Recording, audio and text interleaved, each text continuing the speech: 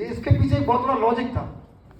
Logic एक था, प्रबंधन ने कहीं ना कहीं सरकार को यह बताया कि सभी कर्मचारी पीपीपी मॉडल से बहुत खुश हैं, कोई विरोध नहीं करेगा, सब समर्थन में, इसलिए आप आगे बढ़िए। बात समझ में आ रही है आपको? सब समर्थन में। और सही भी बात है कि जब अगर विरोध नहीं करोगे तो सरकार समझती कि आप समर्थन में हो। ये कंसेप्ट है। हम किसी का शोषण करें और अगर वो विरोध नहीं कर रहा है तो हम कहेंगे ना वो ठीक चल रहा है, वो ठीक है, खुश है वो, यही तो हम कहेंगे। वही उन्होंने कहा सब समर्थन में। और उन्हें लगा कि यार कुछ लोग हैं जो विरोध करेंगे, तो फिर कैसे डराया जाए। कप्तान साहब सब एक्शन को बुलाओ, सभी एससी को बुलाओ, सबको कह दो, सबके नाम नोट कर लो, कोई नहीं निकलेगा, कोई नहीं आंदोलन करेगा। अब कप्तान, डीएम, कमिश्नर सब लग गए, भाई हड़ताल हो रही है, हड़ताल हो रही है, नाम लिखो, नाम लिखो। पुलिस, बिजली विभागों, जो बिजली घर है उन्होंने पुलिस लगा दी। और जो लेखपाल होते हैं वो भी चले आए, ऑन ऑफ कर रहे थे बटन जो बिजली घर का, जो अपने घर में कभी स्विच ऑन नहीं किए होंगे, वो बिजली घर का बटन ऊपर नीचे कर रहे। अरे भाई झटका बहुत तेज लगता है, पहले लग चुके कई लोगों को, पहले भी हड़तालों में कई लोग लग चुके। लेकिन हुआ क्या उससे? अब हमारा जो सबसे पहला जो मूवमेंट था वो था कि 7 दिसंबर को 5 बजे विरोध सभा होनी थी पूरे प्रदेश में। ये हमारा टेस्टिंग पीरियड था।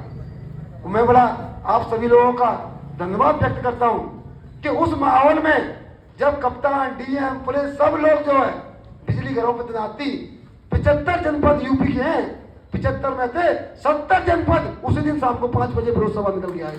70 जनपद, एलआईयू की रिपोर्ट है कि 70 जनपदों में विरोध सभा हुई थी उस दिन।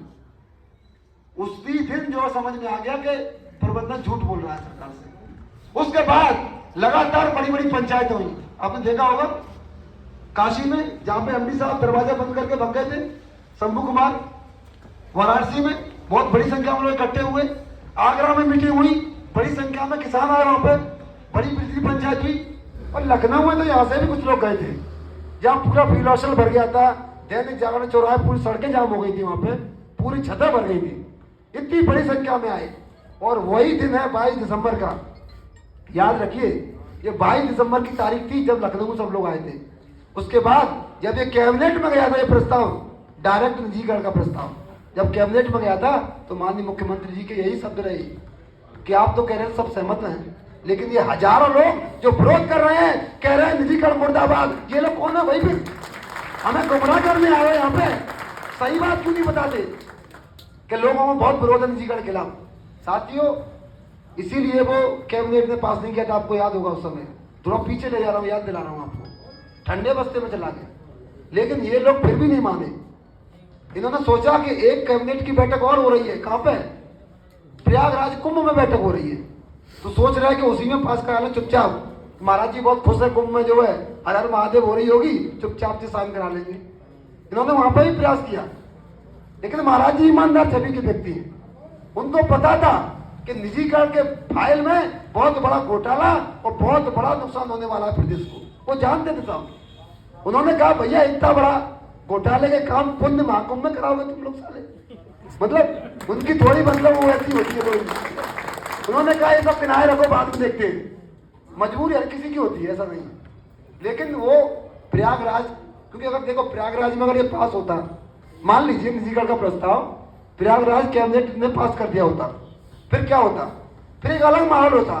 देखिए ये सब लोग धर्म विरोधी लोग हैं, महाकुंभ में, पवित्र महाकुंभ में प्रस्ताव पास हुआ है, उसका ये लोग विरोध कर रहे हैं, ये सभी राष्ट्रद्रोही है, ये सब मामला बनाया जाता उसके बाद। बात समझ में आ रही है?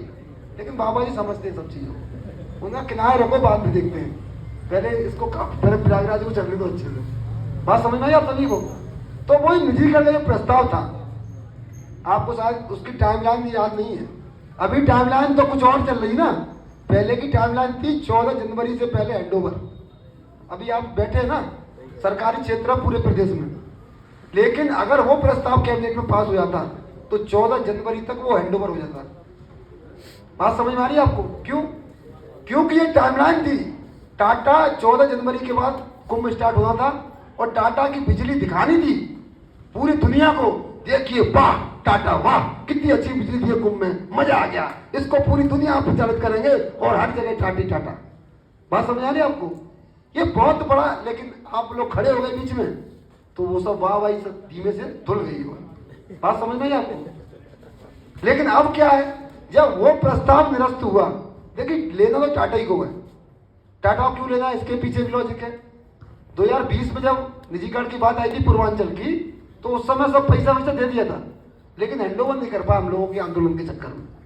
लेकिन अब भैया किसी को माल दे दो नीचे से, तो उसको सामग्री भी देनी पड़ेगी ना, तो वो सोच रहे हैं कि अब की बार दे देंगे आपको। वो ठीक है, उस समय नहीं हो पाया, इस बार पक्का दे दें। तो टाटा ने 2 डिस्कोमा का जिक्र भी कर लिया अपनी बैलेंस शीट में, जो स्टॉक एक्सचेंज होता है उसमें कहा भी है कि हम भविष्य में इन दोनों कंपनियों में काम करेंगे। आपने देखा कि नहीं देखा उसका जो टाटा का, तो वो एकदम तैयार है। लेकिन अब एक बात आप लोग बताइए, वो वाला प्रस्ताव जो था डायरेक्ट निजीकरण का, वो सिर्फ और सिर्फ आपकी थोड़ी सी जागरूकता पे वो ठंडे बस्ते में चला गया। अब आप सोचिए कंसल्टेंट जो आ रहा है, ये जो कंसल्टेंट है, सबसे पहले जो कंसल्टेंट की चर्चा आई, क्योंकि डायरेक्ट नहीं कर पा रहे थे, तो कंसल्टेंट को 23 जनवरी को शक्ति भवन में आपने देखा था कि बड़ी संख्या में कंसल्टेंट गो बैक के नारे लगे थे। आपको याद है कि नहीं आए हैं? शायद यहाँ लगे नहीं होंगे, इसलिए लोगों को पता नहीं, क्योंकि कंसल्टेंट तो शक्ति भवन में आए थे। तो ये था कि शक्ति भवन में प्री बिडिंग मीटिंग होगी 23 जनवरी को।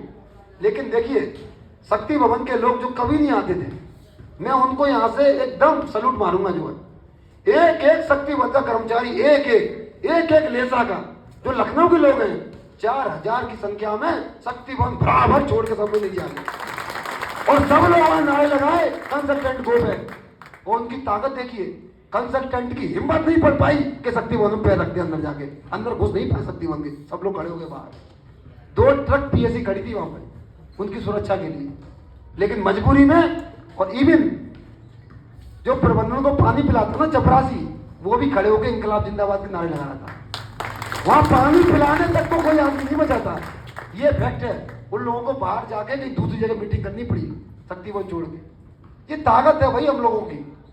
और आज की क्या स्थिति है, जब प्री बिडिंग मीटिंग हुई थी तो 7 बिडर्स आए थे, अब सिर्फ 2 बिडर्स हिम्मत जुटा पाए। उस विरोध के कारण सिर्फ 2 ही ने हिम्मत डाली आगे बढ़ने की, 5 तो पहले ही भाग गए थे। अब क्या, बिडिंग के लिए 3 लोग होना आवश्यक होता है, 3 कंपनियां, तो 2 आ गई, तीसरी कंपनी से उन्होंने बड़े हाथ पैर जोड़े, भैया आ जाओ यार, तुम लोग जो कहोगे सो ले लो, लेकिन बस भर दो। वो कह रहा मेरे पास आदमी नहीं है, मैं कर ही नहीं पाऊंगा। अरे कौन तुम्हें काम दे रहा है, तो बस आ जाओ, संख्या पूरी कर दो।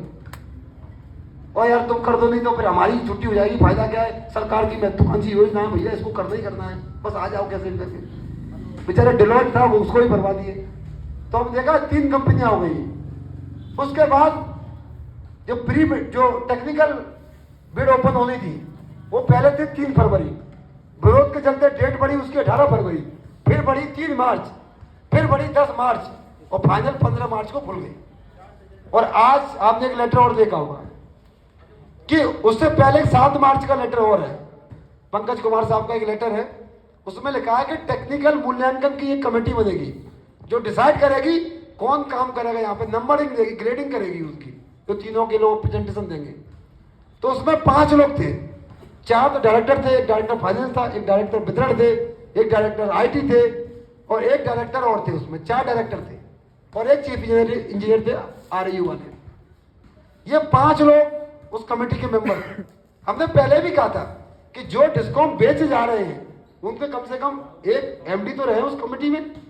वो कमेटी में कौन लोग हैं, हमने सभी जो कमेटी में थे उनको जाके बता दिया है कि ये कमेटी मूल्यांकन की नहीं है, ये कमेटी जेल जाने वाले लोगों की है, ये याद रखिए, क्योंकि सारे फर्जी काम यही कमेटी के साइन से होंगे। बात समझ में आ रही ना। तो एक एक आदमी जो उस कमेटी में वो जेल जाएगा, आप लिख के रख लीजिए इसको, क्योंकि इतना सारा गड़बड़ सड़बड़ कर रहा है, सारे नियम कानून ताक पर रख के आगे बढ़ रहे हैं। अब उसमें एक चीज और होगी, पहले हमने कहा था कि जो प्रबुद्ध संवर्ग है, आईएएस अपने आप को सर्वोत्तम मानता है, एकदम राजा से कम नहीं मानता। हमने कहा इतना बड़ा ज्ञानी पुरुष कमेटी में तो कम से कम उसका नाम होना चाहिए ना, क्यों भाई, एक न एक तो ज्ञानी होना चाहिए ना। लेकिन वो जेल नहीं आना चाहता, इसलिए उसने अपना नाम नहीं लिखा, क्योंकि बाद में पता है मुझे कहना पड़ेगा ये मेरे साइन नहीं है, इससे बढ़िया नाम ही हटा दो पहले ही। बात नहीं समझ में आई आपको अभी तक, तो इसलिए कोई नाम ही नहीं रखा उन्होंने अपना। और मजे की बात तो ये थी, जब हमने कहा कि कमेटी में आप रहिए, नाम रखिए, तब नाम नहीं रखा। लेकिन जिस दिन टेक्निकल मूल्यांकन हो रहा था, उस दिन अवैध तरीके से वहां कमेटी की बैठक में पहुंच गए।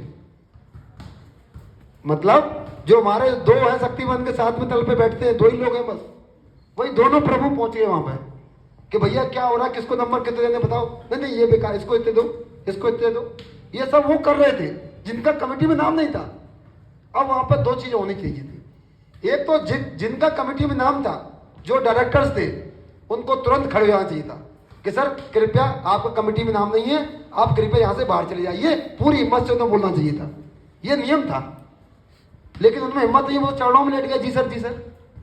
और दूसरा, उनको वहां आना नहीं चाहिए था क्योंकि उनकी कमेटी में नाम नहीं था। बात समझ रहे ना, ये सर गुंडई पे काम हो रहा है पूरा, किसको काम देना है। आज आपने लेटर देखा, सबको नंबर दे दिए कि भाई डिलॉट को इतने, जीटी को इतने, ईवाई को इतने, देख ना पेपर। फाइनेंशियल टेक्निकल जो फाइनेंशियल पीरियड है वो भी ओपन हो गई है। अब ये मान लीजिए 2 दिन के अंदर जिसको काम मिलना है उसका नाम घोषित हो जाएगा और रिपोर्ट बनी बनाई रखी है। बात समझ में आ रही है आपके? रिपोर्ट तैयार है, सिर्फ साइन करने हैं उसको। तो अब हमारे लिए थोड़ी चिंता की घंटी है क्योंकि 1 महीने के अंदर निजीकरण के टेंडर होंगे इस रिपोर्ट के आधार पर। पहले तो वो रिपोर्ट फर्जी थी तो वो तो रुक गई, लेकिन अब ये कंसल्टेंट जो रिपोर्ट देगा, जो मूल्यांकन करेगा, उसके रिपोर्ट पर बिडिंग होगी, जैसे चंडीगढ़ में हुआ था। तो वो बिडिंग मतलब अभी जो कैंसर है निजीकरण का वो फर्स्ट स्टेज में है। कंसल्टेंट अपॉइंट हो जाएगा, सेकंड स्टेज हो जाएगी। कंसल्टेंट निजीकरण के टेंडर निकाल देगा, ये हो जाएगी तीसरी स्टेज, और निजीकरण हैंडओवर हो जाएगा, वो हो जाएगी फाइनल स्टेज। यानी कि 4 स्टेज होती है कैंसर की। हमारे यहाँ फर्स्ट स्टेज हो चुकी है, दूसरी स्टेज में हम लोग चल रहे हैं। अब देखिए, अभी कुछ लोग बोल रहे थे यहाँ बहुत कम संख्या है। मुझे पता है, मैंने 2 आंदोलन देखे हैं, लीड किया है। मुजफ्फरनगर हमेशा से बड़ी संख्या कम हुई, लेकिन तीव्रता से आंदोलन होता है, ये मैं जानता हूँ, मुझे पूरा भरोसा है कि जब आंदोलन की बारी आएगी तो यही लोग इतना कर देंगे कि लोग मोबाइल चार्ज नहीं करा पाएंगे, मुझे पूरा पता है। बात समझ में आ रही है ना आपको? लेकिन अब करना क्या है? कुछ नहीं करना है। कुछ लोग कह रहे हैं कि निजीकरण से होगा क्या, सेवा शर्तें तो कह रहे लोग मंत्री जी कि सब रहेंगी, नौकरी किसी की जाएगी नहीं। चंडीगढ़ का एक कागज है हमारे पास, एक गजट है चंडीगढ़ में, गजट पेपर है जो ट्रांसफर स्कीम जब लागू होती है, क्योंकि आपको पता है चंडीगढ़ के जो सिपाही है वो 4 साल से लड़ रहे थे और फाइनली 31 जनवरी 2025 में उनका हैंडओवर हो गया था। और जिस दिन हैंडओवर हुआ था उस दिन चंडीगढ़ पावर डिपार्टमेंट के अधिकारी बैठे थे, सरकारी गोविंदा के लोग बैठे थे और यूनियंस बैठी थी। उस समय वो लोग बोल रहे थे आपकी चिंता मत करिए, सरकार बोल रही थी आपकी सेवा शर्तें वही रहेंगी, आपकी सुविधा में कटौती नहीं होगी, सब कुछ सेम रहेगा। और गोविंदा क्या बोल रहा था? गोविंदा कह रहा था आप चिंता मत करिए, किसी को निकाला नहीं जाएगा, सबकी नौकरी बरकरार रखी जाएगी और हम तो आपके बच्चों को भी नौकरी दे देंगे, आप बिल्कुल बस काम कर लीजिए, ट्रांसफर कराइए। आप समझ में आई? तो उन लोगों का ट्रांसफर हुआ। एक शर्त रखी गई कि रात के 12 बजे तक जो लोग वीआरएस लेना चाहते हैं वो वीआरएस ले लें। तो आधे से ज्यादा लोग, आप यकीन नहीं करेंगे, सिर्फ 600 लोग हैं वहां पे। 600 में से 300 लोग उसी दिन वीआरएस ले लिए, रात में भर के सब अप्लाई कर दिए, ले लिए फाइनल। अब यहाँ हमें ईमानदारी से बताइए कितने लोग ऐसे जिनकी 25 साल नौकरी हो चुकी है, 25 साल जिनकी नौकरी कंप्लीट, कितने लोग हाथ खड़ा करिए? बस गिने चुने 3-4 लोग हैं, बस यही वीआरएस के लायक है। बात बाकी आप तो सिर्फ बाहर जाओगे। बात समझ में आ रही है ना? तो वो तो वीआरएस ले ले क्योंकि उनको पेंशन भी मिल रही है, पेंशन मिल जाएगी, आपको तो पेंशन भी नहीं मिलेगी। अब क्या, वो जो लोग बचे थे वो गोविंदा के एम्प्लॉय हो गए। अब 31 जनवरी 2025 से लेके आज मार्च आ गई, जब 2 महीने व्यतीत हो गए तो उन लोगों ने कहा भैया हमारी सेवा शर्तें क्या होंगी उसका ऑर्डर कर दीजिए, आप तो पहले कह रहे थे सब कुछ होगा। तो चंडीगढ़ पावर डिपार्टमेंट के पास गए तो चंडीगढ़ पावर डिपार्टमेंट ने ये पत्र दे दिया उनको। ये गजट का एक पेपर है जिसकी एक लाइन सुना रहा हूं, उसमें सब स्पष्ट लिखा है। सब्जेक्ट टू दिस स्कीम, जो ट्रांसफर स्कीम हुई है उसको subject to this scheme the personnel shall cease to be in service of Chandigarh power department. बस एक लाइन बहुत है। उन्होंने कहा है कि जिस दिन से आपकी ट्रांसफर स्कीम लागू हुई है उस दिन से the personnel shall cease to be in service of Chandigarh power department. अब आप चंडीगढ़ पावर डिपार्टमेंट के एम्प्लॉय नहीं रहे, इसलिए हमसे बात मत करो कि सेवा शर्तें क्या होंगी। बात समझ में क्लियर हो गया ना? एक लाइन अब कहे आप सीज हो गए, अब आप एम्प्लॉय सरकारी रहे ही नहीं, तो हमसे क्यों बोल रहे हो? हम अब कुछ नहीं कर सकते आपके साथ। नहीं बात समझ में आई? गद्दारी जैसा हमारे साथ भी तो हुआ था सर, बस वही कह दिया कि अब हम कुछ कर ही नहीं सकते। अब आप गोयनका के एम्प्लॉय हो गए हो, गोयनका से पूछो क्या रहेगा। वो बेचारे कर्मचारी गोयनका के पास गए कि भैया गोयनका जी आप तो कह रहे थे कि आपकी सेवा शर्तें वही रहेंगी जैसे थी सरकारी में, और आप बच्चों को भी नौकरी देने की बात कर रहे थे, तो अब कुछ ऑर्डर तो कर दीजिए क्या रहेगा। उन्होंने स्पष्ट कहा कि देखिए हम आपको 1 लाख रुपए तनख्वाह दे रहे हैं, 2 महीने से अभी तनख्वाह नहीं आई किसी को, 1 लाख रुपए तनख्वाह दे रहे हैं। ये देख रहे हो, ये फ्रेशर ग्रेजुएट है इंजीनियर, 15,000 में तैयार है आपकी जगह। ये बहुत दिन से अप्लाई कर रहा है हमसे। ज्यादा कुछ राजनीति करोगे तो ये बेटा 15,000 में आप हमें 1 लाख देखने वाले नहीं है। ये सच्चाई है वहां की। आज वो लोग मजबूर हो रहे हैं दोबारा से आंदोलन करने के लिए फिर। लेकिन एक बात बताएं, जब आधे लोग वीआरएस लेके चले गए और ताकत क्या बचेगी उनकी। और अब तो प्राइवेट हो गए ना वो, अब उन्हें आंदोलन करने का भी अधिकार नहीं है। आज हम सरकारी हैं इसलिए आपके बीच में आंदोलन के लिए आ रहे हैं, हम यूनियन है, संगठन है, और वहां संगठन खत्म हो चुके हैं। प्राइवेट में कोई संगठन नहीं बचते, बात समझ रहे ना, सब खत्म हो जाता है। आज उनके और उनके बच्चे रो रो के परेशान हैं, कहीं के नहीं रहे, वो मुर्दा लाश की तरह खड़े हैं, जब तक है तब तक है, पता नहीं कब निकाल दे। जो लोग बता रहे प्राइवेट की स्थिति क्या है, एकदम ताजा उदाहरण है ये चंडीगढ़ का। और जो लोग सोच रहे होंगे कि हम तो भैया पश्चिमांचल में, हमें क्या दिक्कत है, हम तो मध्यांचल में, हमें क्या दिक्कत है, तो ये कंसल्टेंट आ रहा है ना, पूरे प्रदेश की संपत्ति का मूल्यांकन करेगा। बात समझ में आ रही है? और जब एक बात बताइए, जब पूर्वांचल जो सबसे बेकार है रेवेन्यू के मामले में, जब टाटा उसको लेने, उसकी लाट टपक रही है उसको लेने के लिए, तो ये तो क्रीमी एरिया है आपका पश्चिमांचल, इसको कौन छोड़ देगा। जो मध्यांचल क्रीमी एरिया लखनऊ का, कौन छोड़ देगा उसको। नहीं, इतनी बात नहीं समझ में आ रही है, क्योंकि अडानी भैया के दिन खराब चल रहे हैं। इसीलिए अगर उसके दिन ठीक होते तो सबसे पहले यही बिस्ता आपका पश्चिमांचल ही, क्योंकि अडानी की लाइन हिसार से होते हुए, हरियाणा से होते हुए यहाँ तक पहुंच गई है, मेरठ तक। पावर प्लांट लगा गुजरात में, वहां बिजली बनाएगा, ट्रांसमिशन लाइन आ चुकी है अडानी ट्रांसमिशन, और यहाँ के वो बिजली बेचेगा पश्चिमांचल में। बात समझ में आ रही है? और उन्होंने क्या कहा है कि 1 साल आपको रहना ही रहना है। 42 जनपदों के जो लोग हैं वो 1 साल वहां रहेंगे प्राइवेट बन के, और 25% करके आएंगे। यानी कि जो आखिरी व्यक्ति आने वाला होगा दूसरी डिस्कॉमों में, इनके अनुसार उसको 4 साल लगेंगे। कितने लगेंगे बताइए? 4 साल तक लगेंगे। और 4 साल तक के लिए वो लोग प्राइवेट हो गए कि नहीं हो गए? भाई टाटा के अंदर काम कर रहे हैं तो 4 साल तो कोई मतलब नहीं ना। अब ये सोचिए कि 4 साल के बीच में अगर मान लो उन्होंने 3 महीने के बाद टेंडर निकाल दिए पश्चिमांचल और मध्यांचल के बीच में, तो फिर आप कैसे लड़ोगे भाई? जब 42 जनपद आपके साथ है, 75 जनपद है, जब आप 42 को नहीं बचा पाओगे तो क्या 33 लोग जनपद आपस में आपको बचा लेंगे? क्योंकि वो तो आपके साथ नहीं आएंगे ना जो टाटा के अंदर काम कर रहे हैं। ये एक बात स्पष्ट समझ लीजिए, ये निजीकरण ना पूर्वांचल का है ना दक्षिणांचल का है, ये निजीकरण पूरे प्रदेश का है। पहले इस बात को आप समझ लीजिए, तभी आप लड़ पाओगे। बात समझ में आ रही है? इसीलिए जो आप लोग सोच रहे होगा मेरा कुछ नहीं हो रहा, सबसे ज्यादा क्रीमी एरिया में आप ही बैठे हो पश्चिमांचल वाले। और हो सकता है ये सरकार ऐसी है जो कहती है वो करती नहीं है। ये लोग लड़ गए अगर पूर्वांचल वाले, वो कहेंगे ये छोड़ो पश्चिमांचल पे चलते हैं भाई। बात समझ, इनका मुंह इधर भी टर्न हो सकता है तुरंत, क्योंकि गाजियाबाद नोएडा पे तो पहले से लाट टपक रही इनकी हो, तो कहेंगे पूरे 42 नहीं तो 2-3 जनपद तो दे दो भैया। बात समझ में आ रही कि नहीं आ रही है? तो ये लोग कुछ भी कर सकते हैं। इसीलिए आपसे अनुरोध है, अब जो हुआ सो हुआ। अभी तक विरोध सभा हो रही थी, नहीं हो रही थी, कोई नहीं, लेकिन अब बहुत जरूरी है कि आप लोग यूनाइट रहिए। बताओ विरोध सभा रोज करोगे नहीं करोगे? ये बताओ हमें। करेंगे भाई, करोगे नहीं करोगे?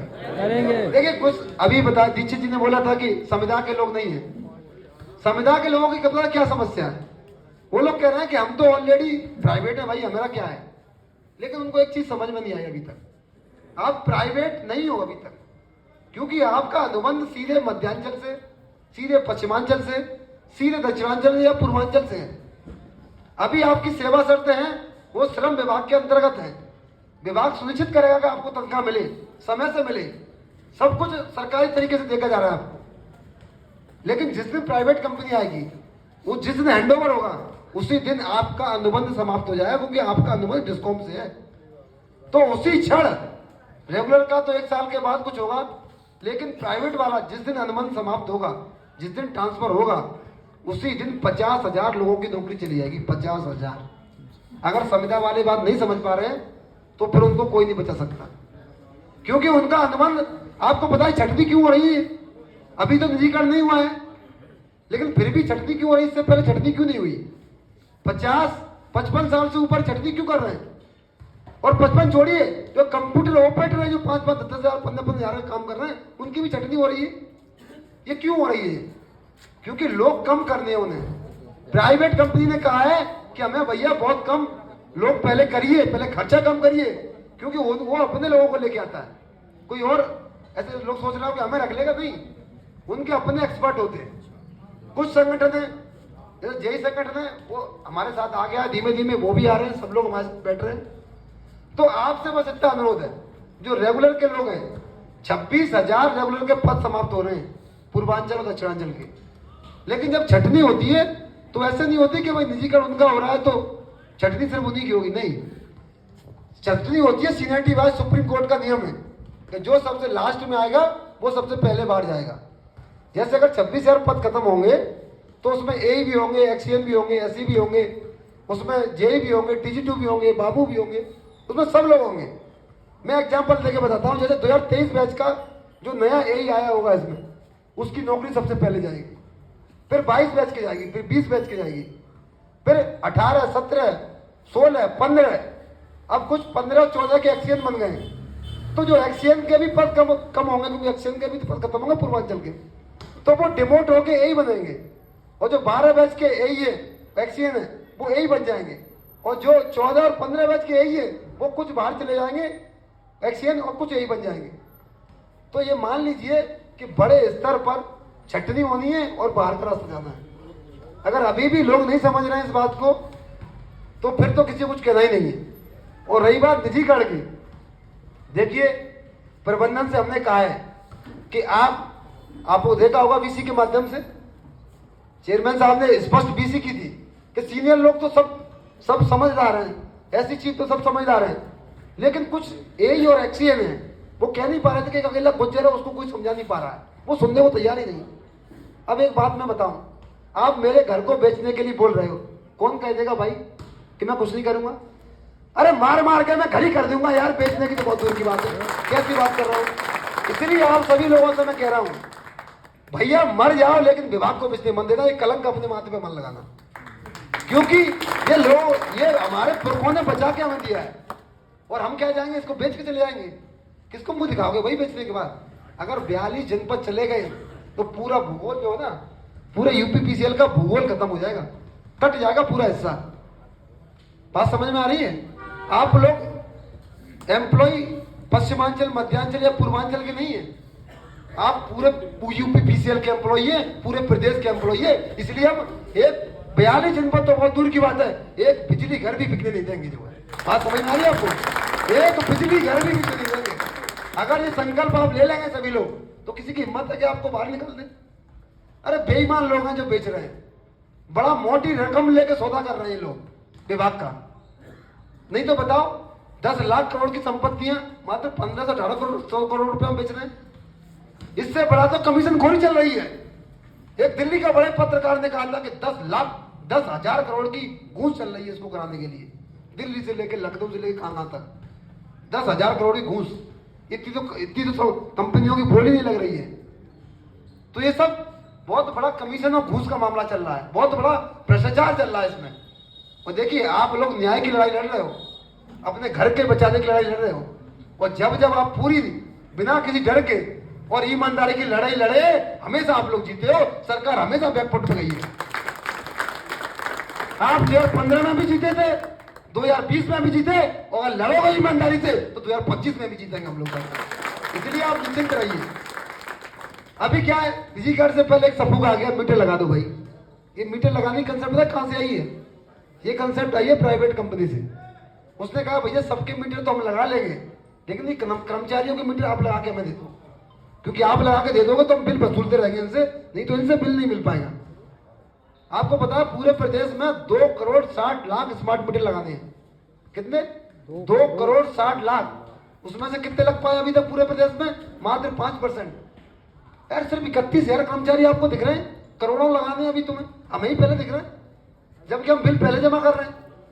ये सब प्राइवेट कंपनियों के दबाव में आके निजीकरण के उद्देश्य से मीटर लगाने का काम हो रहा है। और आपको पता है कि ये रियायती दर की बिजली कोई हमें खैरात में मिली है क्या? नहीं ना।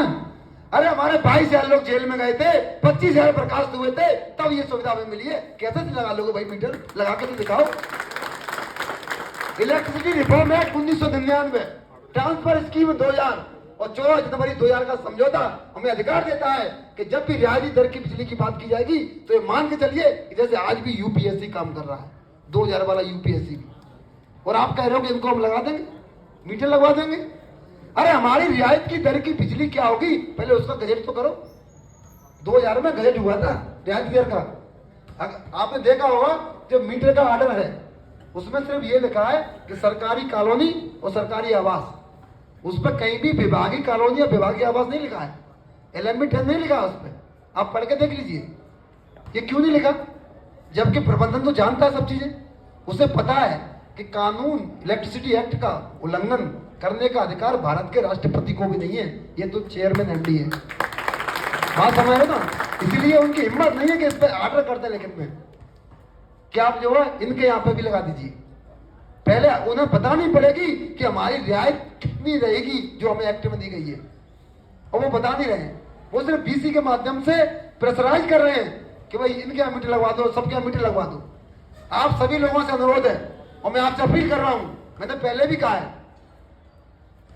मीटर के बारे में अगर गैर कानूनी तरीके से अगर जबरदस्ती मीटर लगाएंगे तो हम उसका पुरजोर विरोध करेंगे। हम जो है किसी भी कीमत पर ना मीटर लगने देंगे ना मीटर लगाएंगे किसी के यहाँ पे। बात समझ में आ रही है? मीटर बिल्कुल नहीं लगेगा। मुरादाबाद में हम लोग गए थे, कुछ लोग बोले सर कॉलोनी मीटर लगा गए। हमने कहा कोई दिक्कत नहीं, वो अपनी संपत्ति है। आप बड़े प्यार से बड़ी ईमानदारी से एक संघर्ष समिति के लेटर पे आप लिखिए आदरणीय महोदय, जो मीटर लगाने आया उसको सब लोग साइन करिए उसमें, क्योंकि 2 करोड़ 60 लाख मीटर लगाने हैं और जनता के लिए मीटर उपलब्ध नहीं हो पा रहे हैं। सबसे पहले मीटर जनता की सेवा में लगाए जाए, उसके बाद जो सरकारी कार्यालय है, जो पुलिस चौकियां हैं, जो सरकारी विभाग हैं, उनके यहाँ मीटर लगाए जाए। और जो हमारी सुविधा है एलएमबी 10 की, वो सुविधा क्या रहेगी, हमारी रियायत क्या रहेगी, उसका हमें गजट दे जाए, उसके बाद हमसे बात कर लें। उससे पहले हमारे पास झांकने नहीं मारना है। बात समझ में आ रही ना आपको? और जो मीटर लगा गए वही लेटर के साथ, सम्मान के साथ, बिना छेड़छाड़ के, बिना तोड़ फोड़ के, प्यार से मीटर निकाल के अपनी संपत्ति है बोरी भर के दिया हुई है सब हमने वापस। बात समझ में आई कि नहीं? 13 मीटर तुझको अर्पण, बस खत्म। समझ में आई ना बात? जो है भैया प्यार से दिया बिना छेड़छाड़ के, क्योंकि उसका उपयोग अच्छी जगह हो सके जिससे वो खराब ना हो मीटर। तो आप सभी से अनुरोध है, एक नया शब्द का और ला रहे हैं, फेस वाला। फेशियल का नया कंसेप्ट आ रहा है, फेशियल चल रहा है आजकल जो है। अरे फेशियल कोई मतलब इन सब चीजों का?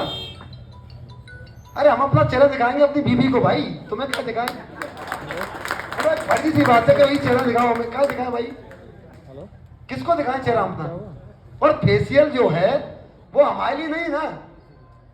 अगर आपको फेशियल लगाना है तो उससे पहले हमें एक मोबाइल दे दो जिसमें हमारा चेहरा दिख पाए। कम से कम 20,000 का एंड्रॉइड मोबाइल दे दो, उसके बाद उसमें एक सिम दे दो, उसके बाद डेटा का रिचार्ज करा दो, उसके बाद हम फेस दिखा दें। क्या दिक्कत है? क्योंकि ना विभाग कभी मोबाइल देगा ना कभी हम फेस दिखा पाएंगे। जो बात समझ में आ रही है ना? तो हम स्पष्ट कह रहे हैं, ये सिर्फ और सिर्फ आपको रोकने के उद्देश्य से, निजीकरण में आपकी भागीदारी ना हो उसके उद्देश्य से लगाया जा रहा है। इसको हम कतई बर्दाश्त नहीं करेंगे। कोई भी फेशियल दिखाने की, कोई भी चेहरा दिखाने की आवश्यकता नहीं है। हम लिखित में इसका एक लेटर लिख के भिजवा देंगे चेयरमैन साहब को। ये सब फेशियल वेशियल कंसर्ट निजीकरण का समय नहीं चलेगा। अरे आप तो फेशियल से डर रहे हो भाई, शक्ति भवन में तो फाटक लगे, ऐसे फाटक खुलते हैं ऐसे करके, ऐसे दोनों तरफ से। और वो फाटक जब 23 जनवरी में जब बैठक हुई थी कंसल्टेंट गो बैक की, तो फाटक को सारा सांस नहीं आ रही थी, फटाफट खोल रहे थे, फटाफट। हजारों लोग जब उतरे शक्ति भवन से तो फाटक खुल गया, वो खुला ही रह गया, जो वो बंद करना ही भूल गया जो है। तो भैया फाटक भी फेल हो जाता है, फेशियल तो बहुत दूर की बात है। इसलिए अपनी एकता रखिए, ये फाटक फेशियल ये कोई काम नहीं कर पाएगा। और मैं आपको बता दूं 9 अप्रैल ये मामूली तारीख नहीं है। 9 अप्रैल को कम से कम 20,000 बिजली कर्मचारी, अभियंता और संविदा कर्मचारी लखनऊ पहुंच रहे हैं। 20,000। 10 मिनट। ये कर्मचारियों के लिए कोई महापंचायत नहीं है, ये कर्मचारियों का महाकुंभ होने वाला है, जिसमें सबको डुबकी लगानी है। कोई भैया रह नहीं जाए इस पवित्र महाकुंभ में। 9 अप्रैल को पवित्र महाकुंभ में जिसकी डुबकी नहीं लगेगी भैया देख लो, सबको आना है। आएंगे कि नहीं आएंगे भाई? भर के बसें भर के आएंगे नहीं आएंगे? यहाँ हमारे बड़े साहब लोग बैठे हैं। भैया मैं इन सब लोगों से कहूंगा, आप लोग कर्मचारियों के लिए आप ही प्रबंधन हो, आप ही चेयरमैन हो, आप ही एमडी हो, जो कुछ हो आप ही हो। अगर आप निकल आए तो ये लोग तो मरे मारे को तराएंगे। बात समझ में आ रही है आपको? आप लोग पूरी ईमानदारी के साथ में, क्योंकि ये विभाग आपका है, सबसे ज्यादा खतरा आपकी नौकरी को है। क्योंकि आप 2 लाख रुपए तनख्वाह ले लो, ये तो 20-20, 25-25 हजार वाले हैं। अगर आप निकल आए तो ये लोग आपको खुद लेके लखनऊ चले जाएंगे, बस आप सहमति दे दीजिए। बात समझ है ना?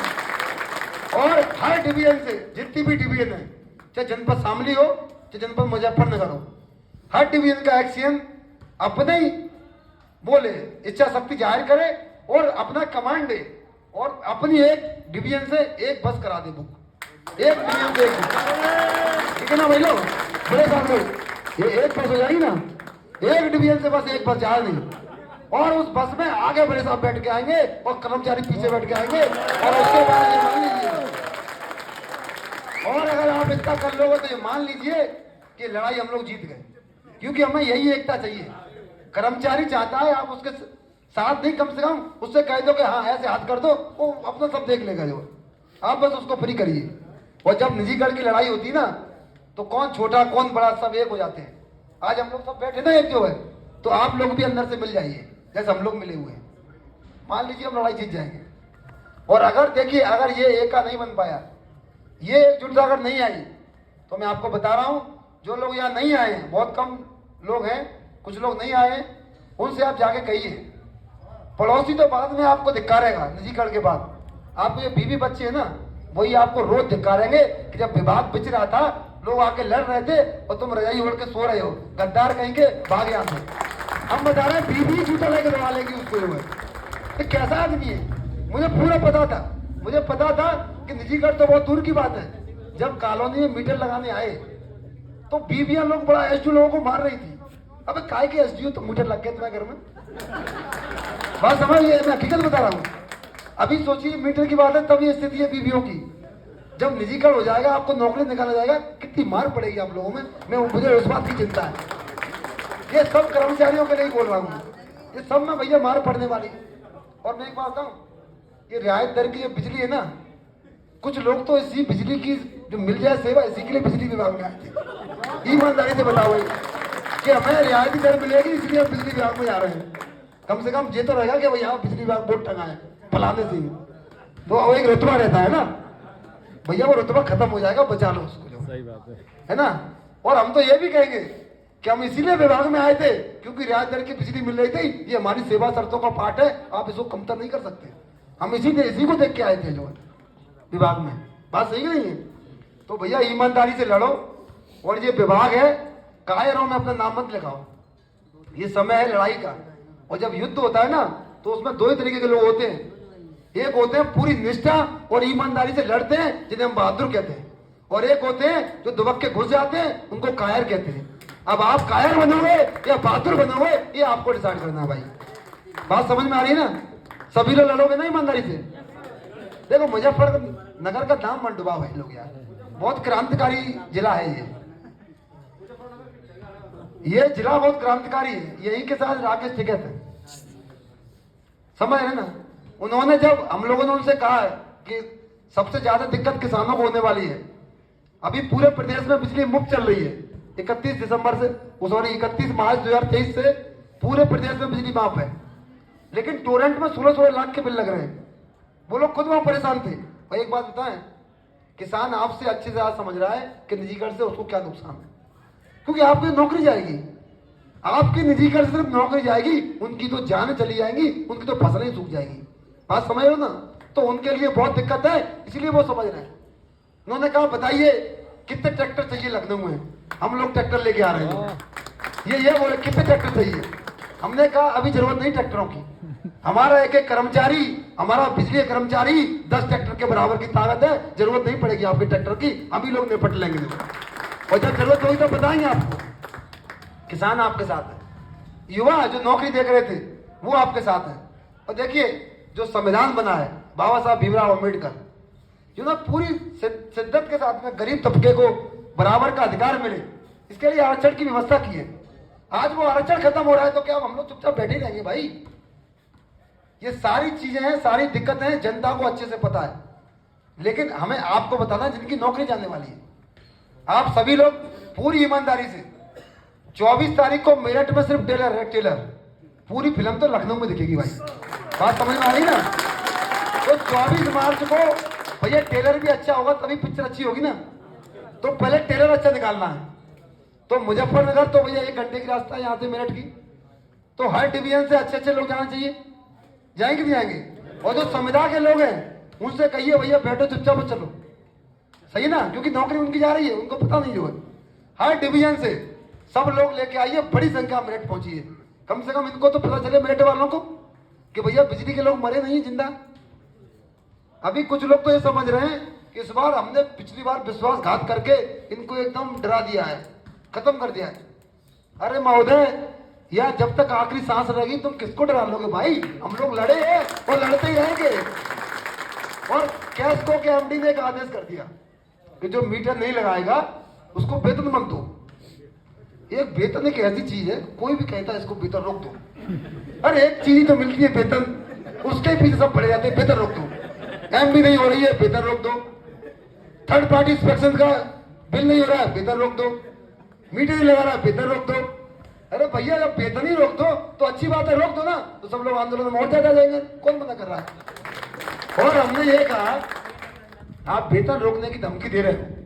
देखिए 18 महीने में सस्पेंड रहा। स्टेट विजिलेंस की जांच हुई संपत्ति की, 2 साल से 1 रुपया ही निकला। उसके बाद FIR हुई, एसमा में कुछ नहीं हो पाया। अब एक बात बताइए, 9 महीने तक जीवन निर्वाह भत्ता नहीं मिला था मुझे 1 रुपया भी, तो क्या मैं मर गया? नहीं ना, जिंदा होना खड़ा हूं ना आपके बीच में।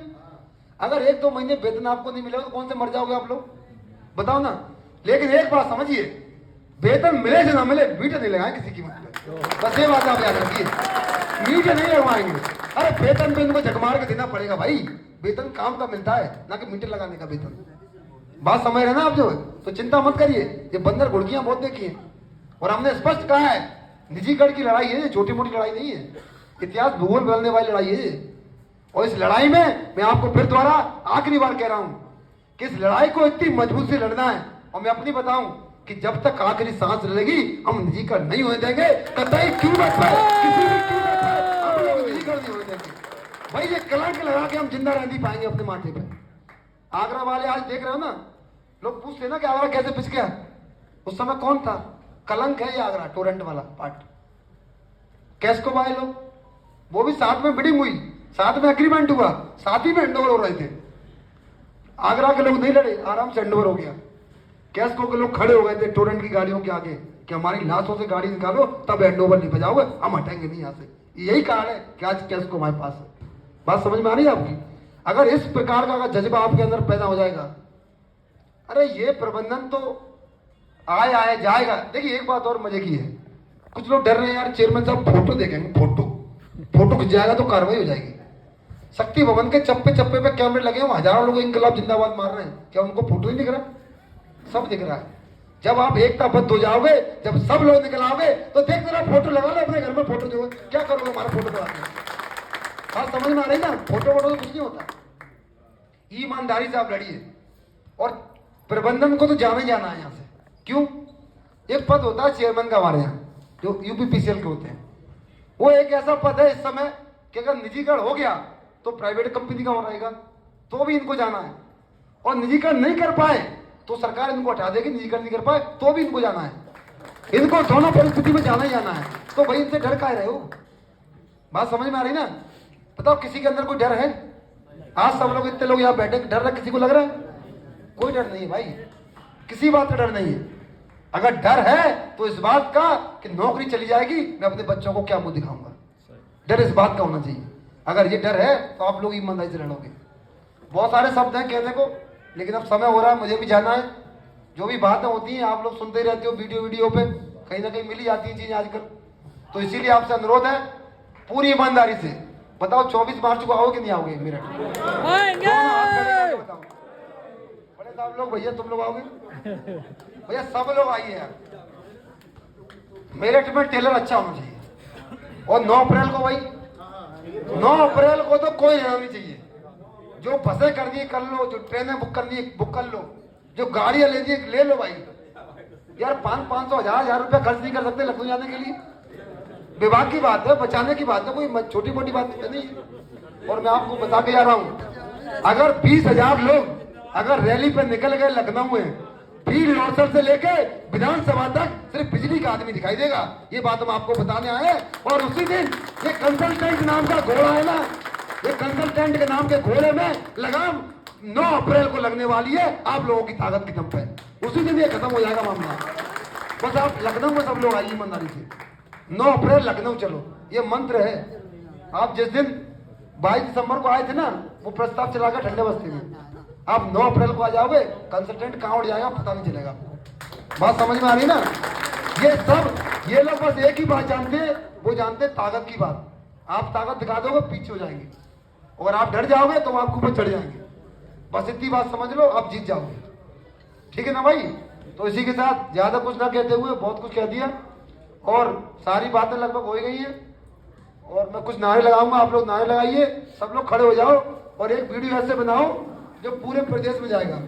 बड़े साहब लोग भी आगे आ जाओ, सब लोग आगे आ जाओ, सब लोग आगे आ जाइए। पीछे वाले लोग भी आगे आ जाओ, पीछे वाले भी आगे आ जाओ भाई।